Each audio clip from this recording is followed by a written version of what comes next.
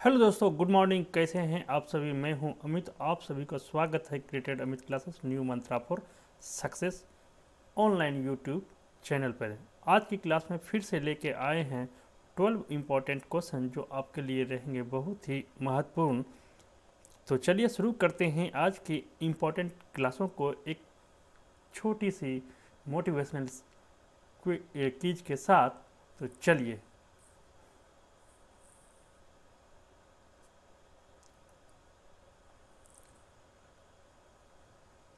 जिंदगी खेलती भी है उसी के साथ है, जिंदगी खेलती भी उसी के साथ है, जो खिलाड़ी बेहतरीन होता है।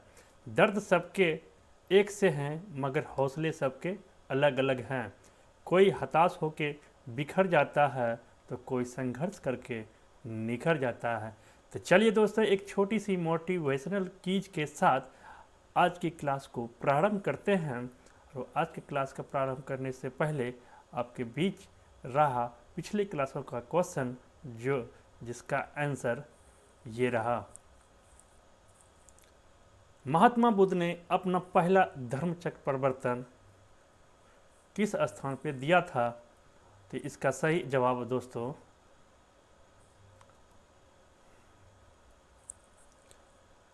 Option number B.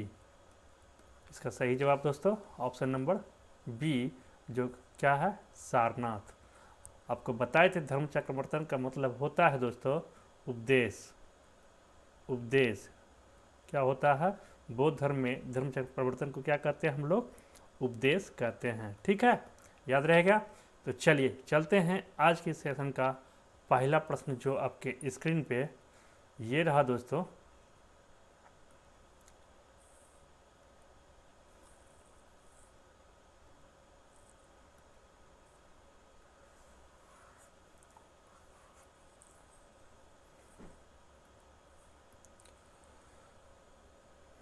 पहला प्रश्न कहते बोध गया में बोधि वृक्ष अपने वंश की इस पीढ़ी का है। अपने वंश के किस पीढ़ी का है? ठीक है दोस्तों, बोध गया में बोधि वृक्ष अपने वंश की किस पीढ़ी का है? इसका सही आंसर है दोस्तों पंचम। Option number C is right answer. और इस क्वेश्चन को बीपीएससी ने 2008 में पूछा था, याद रखेंगे दोस्तों। चलिए इसके कुछ इंपॉर्टेंट चीज है उसको भी जान लेते हैं।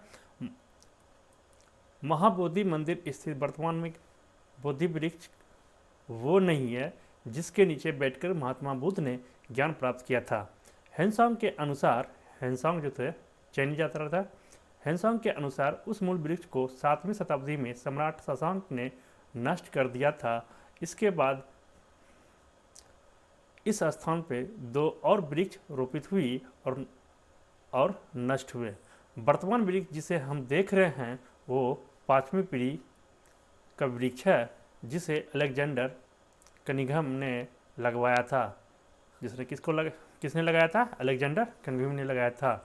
यह वृक्ष पूरी तरह संरक्षित है और केवल इससे गिरी हुई पत्तियों को ही छूने और उठाने का अधिकार भी प्राप्त है।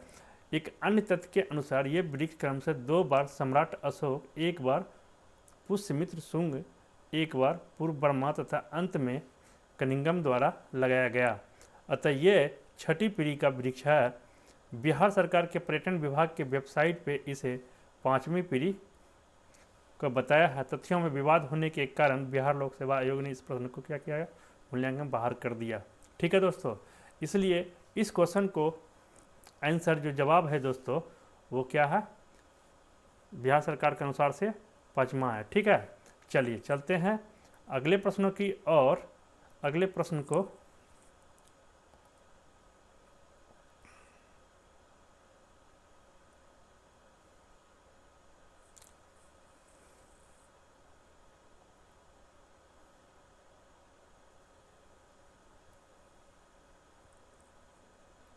एक मिनट। ठीक है,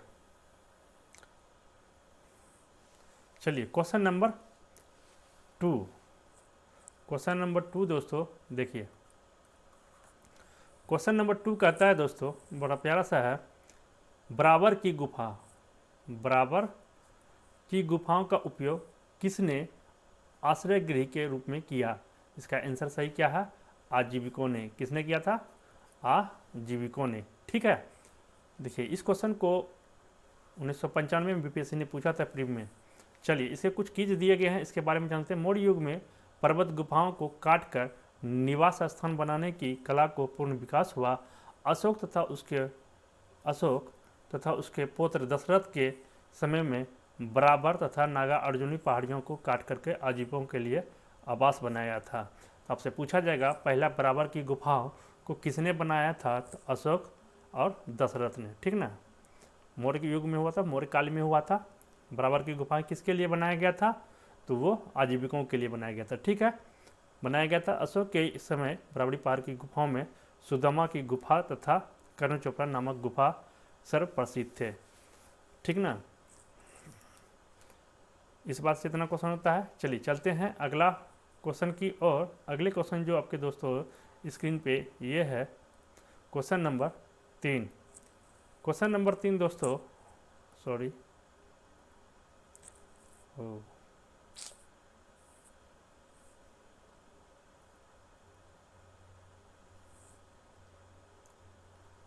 क्या हो रहा है?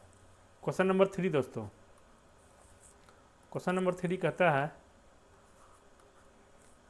कि आजीविका संप्रदाय के संस्थापक कौन थे? तो इसका आंसर है Makkhali Gosal. Option number C is right answer. चलिए इसका कुछ इंपॉर्टेंट किस जान लेते हैं। मखली गोसाल प्रारंभ में कहाँ थे? महावीर के शिष्य थे। कौन थे? मखली गोपाल कौन थे? महावीर का शिष्य थे। किंतु बाद में मतभेद क्या हो गया होने के कारण से महावीर के शिष्यता त्याग कर आजीविका नामक स्वतंत्र संप्रदाय की स्थापना की। तो आपसे पूछा जाएगा ये बताइए आजीविक नामक संप्रदाय का स्थापना किसने की थी? तो मखली गोसाल ने। ठीक ना, इनका मत नियतिवाद कहा जाता है, जिसके अनुसार से संसार के प्रत्येक वस्तु भाग्य द्वारा पूर्व नियंत्रण एवं संचालित होता है। ठीक है, चलिए चलते हैं अगले क्वेश्चन की ओर।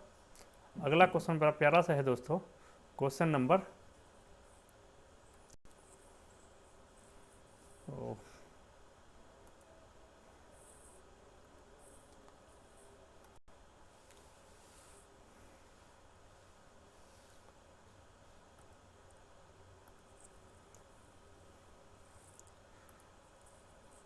क्वेश्चन नंबर 4, पाटलिपुत्र का संस्थापक कौन थे? तो इसको सब लोग जानते हैं। Option number A Udayan.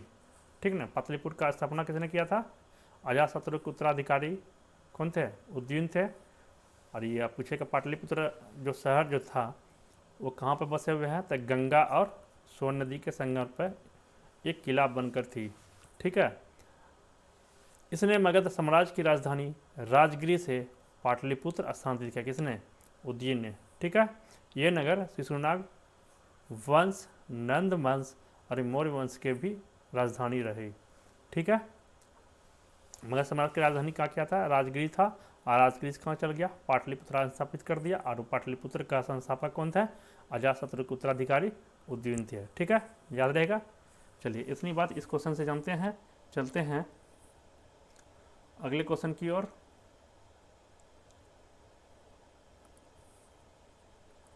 Question number 5। Question number 5 दोस्तों कहता है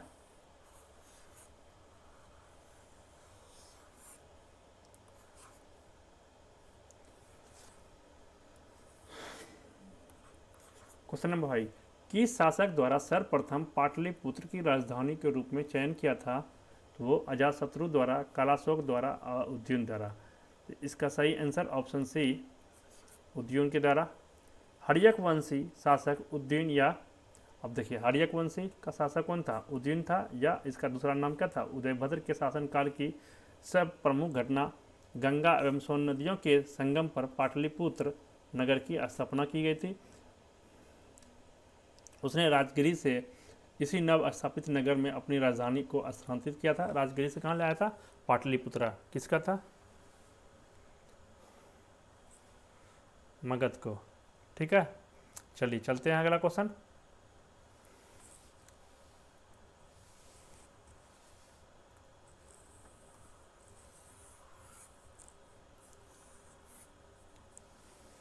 क्वेश्चन नंबर 6। क्वेश्चन नंबर 6 दोस्तों, निम्नलिखित में से किस राजा ने पाटलिपुत्र बसाया? निम्नलिखित में किस राजा ने पाटलिपुत्र को बसाया? तो ऑप्शन नंबर डी, उदयन ने बसाया। मगध। नरेश उदयन के शासनकाल की सर्वप्रमुख घटना गंगा और सोन नदियों के संगम पर पाटलिपुत्र नामक नगर का स्थापना किया। उसने राजगिरी से इसी स्थान पर अपनी राजधानी स्थानांतरित किया, मतलब पाटलिपुत्र लाया। ठीक है, तो चलिए पूछा जाएगा क्वेश्चन, अगर पूछता भी है आपसे तो कि ये बताइए किस राजा ने राजगिरी, मगध की राजधानी राजगिरी से स्थानांतरित करके पाटलिपुत्र बनाया? तो उसका नाम है उदयन। ठीक है, चलिए चलते हैं अगले क्वेश्चन की ओर। अगला क्वेश्चन प्यारा सा है दोस्तों, जो आपके स्क्रीन पे ये है question number 7। Question number 7। Question number 7 है दोस्तों कि विश्व का पहला गणतंत्र वैशाली में किसके द्वारा स्थापित किया गया? तो option number D is right answer, Lichchhavi. ठीक है, चलिए इसके बारे में कुछ जान लेते हैं कि वैशाली की लिच्छवी ने विश्व का पहला गणतंत्र स्थापित किया। विश्व का पहला गणतंत्र कौन था? वैशाली। ठीक ना, किया। वैशाली बुद्ध काल का सबसे बड़ा तथा शक्तिशाली गणराज्य था। लिच्छवी बज्जी संघ में सरप्रमुख थे। लिच्छवी था बज्जी संघ में सबसे सरप्रमुख थे, मतलब बहुत ही इंपॉर्टेंट थे। ठीक है, चलिए चलते हैं अगले क्वेश्चन की ओर। Question number 8। क्वेश्चन नंबर 8 दोस्तों कहता है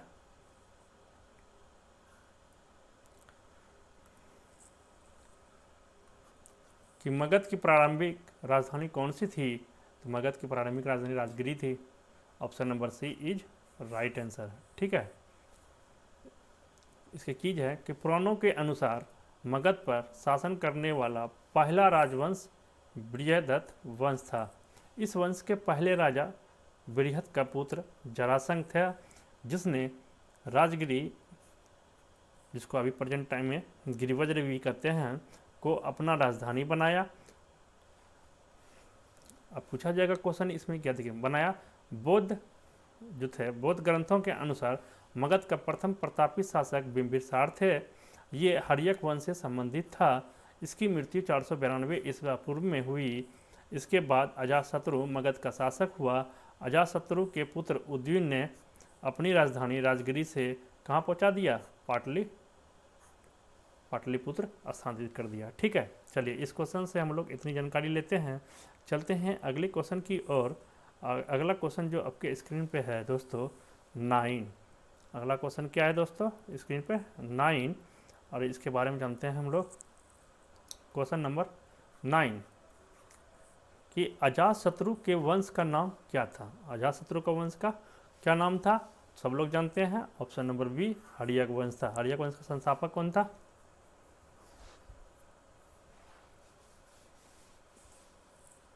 बिंबिसार। कौन था? बिंबिसार। ठीक है, चलिए चलते हैं इसके बारे में कुछ चीज जान लेते हैं कि मगध का शासक अजातशत्रु 492 से 460 ईसा पूर्व अपने पिता, इनके पिता का नाम एवं हर्यक वंश के संस्थापक कौन रहे? बिंबिसार। तो हर्यक वंश के संस्थापक कौन हुए? बिंबिसार हुए। ठीक है, यह हत्या कर राजगद्दी पर बैठा तथा इसकी हत्या भी इसके पुत्र उदयन ने कौशंबी के वत्स राजा उदयन से भिन्न ने कर दी थी। ठीक है, चलिए इस क्वेश्चन से इतना जानते हैं। अगला क्वेश्चन जानते हैं। अगला क्वेश्चन दोस्तों आपके स्क्रीन पे ये रहा क्वेश्चन नंबर 10। क्वेश्चन नंबर 10 दोस्तों,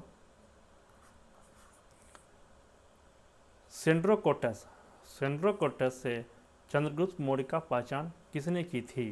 तो इसका सबसे आंसर है विलियम जोन्स ने। किसने किया था? विलियम जोन्स ने। चलिए थोड़ा सा की जान लेते हैं। विलियम जोन्स पहले विद्वान थे जिन्होंने सेंड्रोकोटस की पहचान मौर्य शासक चंद्रगुप्त मौर्य से की। एरियन तथा प्लूटार्क ने चंद्रगुप्त मौर्य को एंड्रोकोटस के लिए वर्णित किया, जबकि जस्टिन ने सेंड्रोकोटस, चंद्रगुप्त मौर्य और सिकंदर महान की भेंट का उल्लेख दिया। ठीक है दोस्तों, चलिए चलते हैं अगले क्वेश्चन की ओर। अगला क्वेश्चन जो आपके स्क्रीन पे है, क्वेश्चन नंबर 11। क्वेश्चन नंबर 11 कहता है दोस्तों कि ब्राह्मणी लिपि का सर्वप्रथम किसने पढ़ा। ब्राह्मणी लिपि को सर्वप्रथम किसने पढ़ा, तो उसने जेम्स प्रिंसपेप ने पढ़ा। किसने पढ़ा था, जेम्स प्रिंसपेप ने। चलिए इसकी कुछ की जान लेते हैं कि सर्वप्रथम 1837 ईस्वी में जेम्स प्रिंसेप नामक अंग्रेज विद्वान थे। कहाँ के विद्वान थे, अंग्रेजी विद्वान थे, जिसका नाम था जेम्स प्रिंसेप, ठीक ना, ने अशोक के लेखों जैसे ब्राह्मणी लिपि का उदाहरण किया, किंतु उन्होंने लेखों के देवालिपियों की पहचान सिंहल के राजा तीस्ते से कर डाली। कालांतर में ये तथ्य प्रकाश में आया कि सिंहली अनुश्रुतियों दीपवंश तथा महावंश में ये उपाधि अशोक के लिए प्रयुक्त की गई थी है। अतः वर्ष 1915 में मास्की मतलब कर्नाटक से प्राप्त लेख में अशोक नाम भी पढ़ लिया गया। ठीक है दोस्तों, तो इसका सही आंसर इस ऑप्शन का option number D is right answer. चलते हैं अगले क्वेश्चनों की ओर। और अगले क्वेश्चन जो है आपके स्क्रीन में प्यारा सा है दोस्तों, जो इस प्रकार है। Question number 12। क्वेश्चन नंबर 12 कहता है दोस्तों कि मेगास्थनीज की पुस्तक किसने लिखा था का नाम है, पुस्तक का नाम क्या है, तो वे सब लोग जानते हैं, इंडिका।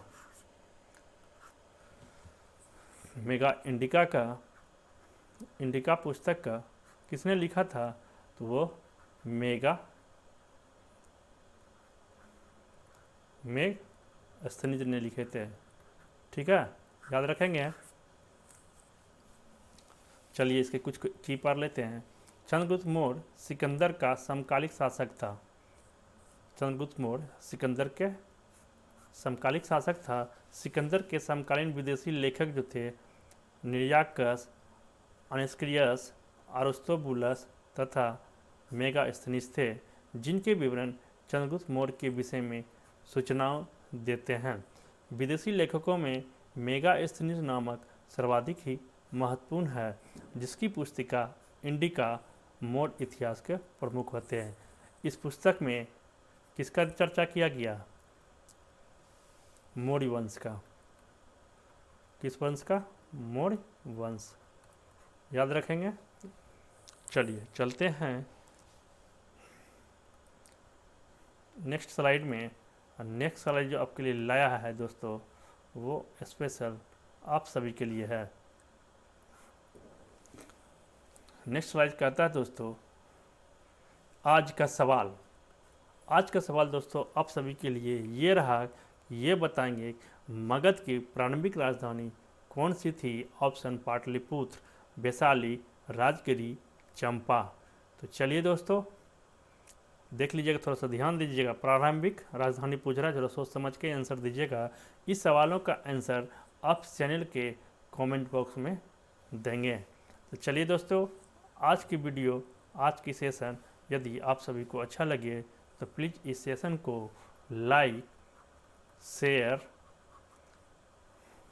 दोस्तों के साथ करेंगे, और साथ में इस तरह के वीडियो को देखने के लिए इस चैनल को भी सब्सक्राइब करेंगे। तो चलिए दोस्तों आज के लिए इतना ही, फिर मिलेंगे नेक्स्ट क्लासों में 12 क्वेश्चनों के साथ।